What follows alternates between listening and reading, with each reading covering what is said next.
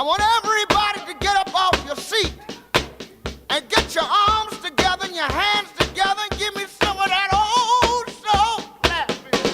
You didn't have to love me like you did, but you did, but you did. And I thank you. Welcome, Trailblazing community. I'm Julian Guillory, Director of STEM and Technology, and today we have a real special guest with us. It is Judge Thibodeaux here, and we have some really good information that relates to our community. So, Judge, thank you for being with me Oh, today. thanks, Mr. Guillory. Yes, thanks sir. You. Yes. And thanks to our viewing audience. Judge, if you don't mind, of course, your reputation, your professionalism, your career precedes you, and a lot of us know who you are. But for our community out there that may not know, if we have a ninth grade student that just hears your name, or a parent that comes into the community that's not from this area, they may not know who you are. So if you don't mind, just you don't have to go in real detail about all that kind of stuff, but Sure, no, I'm Gene Thibodeaux. In real life, I'm the Chief Judge of the Third Circuit Court of Appeal here in Lake Charles, which is the largest appeal court in the state. As a volunteer effort, I am Chairman of the Board of Lake Charles College Prep. And I serve with 8 other individuals, and we provide support for people like you, the administration, the staff, our parents, and our students, to make sure that the environment is what our parents expect it to be and what our students deserve it to be. to our stakeholder community out there, parents, everyone involved with us, Judge, can you tell us a little bit about the construction process and the finances when it comes to the bonds and whatnot to get this vision and this off the ground that you guys put in place? Listen, we opened the school in 2014. At that time, we promised the students, the parents, and the faculty members that we would have a new building to accommodate our students. And I want to thank the parents out there for sticking with us and also for the students through these times. We understand that teaching occurs within the 4 walls, but it's really nice to have a first-class facility. And that effort has been realized in the past 2 weeks when the Bond Commission approved a sale of up to $27 million to build a first-class 80,000 square feet facility for our students. This has been in the planning for 4 years now, and we were hampered in our efforts by a lawsuit that was filed against all charter schools seeking to take funding away from us. The Supreme Court resolved that. We're over that. It was a process of just finding the right financing method, the right financing tool, and fortunately we've had that.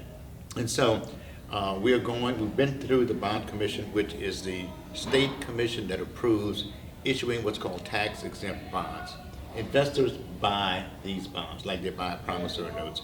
They buy these bonds, and they'll be somewhere in the neighborhood of 5 to 5.5% interest, tax exempt. So it's a good investment for those folks with the sufficient capital, like big banks, to buy these bonds, lend us the money, and we repay the money over a 20, 30, or 40-year period. So we're ready. The bonds we expect will be sold in December. We'll have the money in hand, and we want to build that first-class facility that our community deserves. And guys, I mean, a little movie magic happening right there. You can actually see a little bit of what the school is going to look like, because that's the setting that we're actually in. But if I do something like that, then you actually see where we actually are.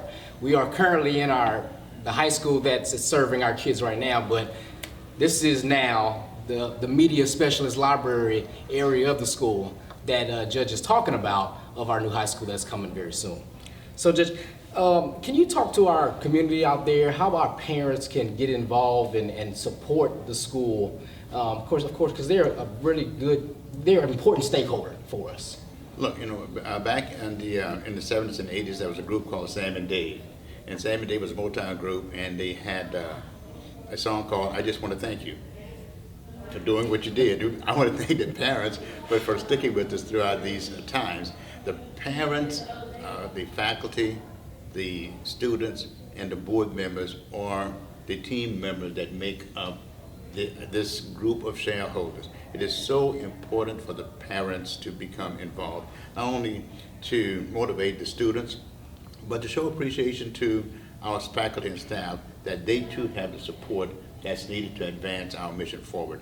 Listen, we want to become the #1 school in the parish, if not the state. Not because it's a personal goal, but I think it's a goal that our students deserve.